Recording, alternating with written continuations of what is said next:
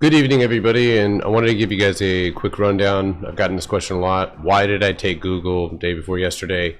And I want to give you guys a simple answer of why I initially thought that this was going to be a decent play and how I got in. So one thing that we are always looking for is candle closes to show us where certain areas in price are under control.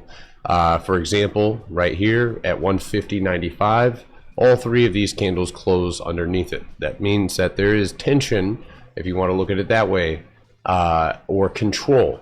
So opening outside of that control, especially with opening volume, essentially releases those shorts. The longer you spend in consolidation, rejecting a certain area, the more likely you're going to see a bigger move above it. Just think of it, if you put all of your defenses on, one line and it's broken, that's not good because you don't really have much to defend yourself up above.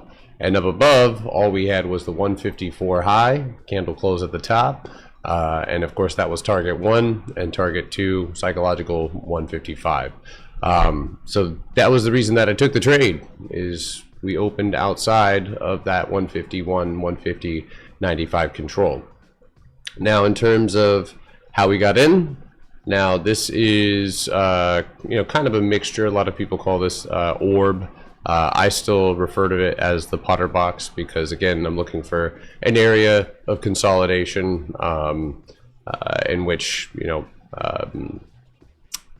I can definitively mark where buyers are in control at 151 here, and obviously where the top is at 151.75.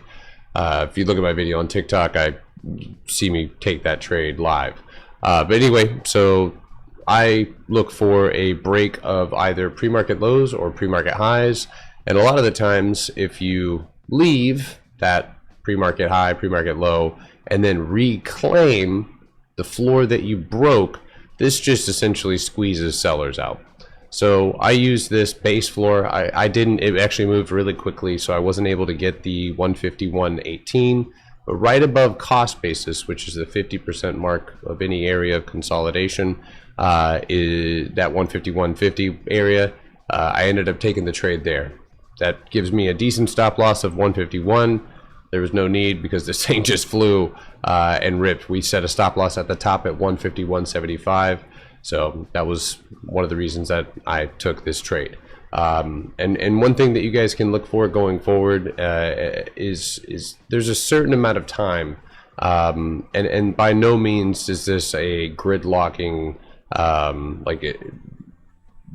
piece of advice, but there is a certain in-trend amount of times that or amount of days that you'll spend in consolidation. So if you look right here, 1, 2, 3, 4, and then you move.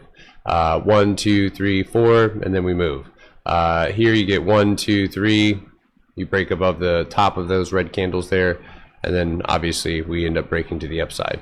And in this case, right, we take a trip up here that we have to build back up, but from the candle that sits at that top 1, 2, 3, 4, 5, then we get a break. So consolidation is good.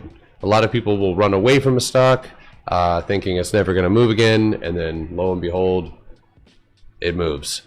So we like consolidation. It's tough to catch stuff when it's moving, so when it's not moving, we like to take those breaks in range. So anyway, that is the reason that I have Google, or took Google. If you guys have any questions, please drop them below. Otherwise, have a good night.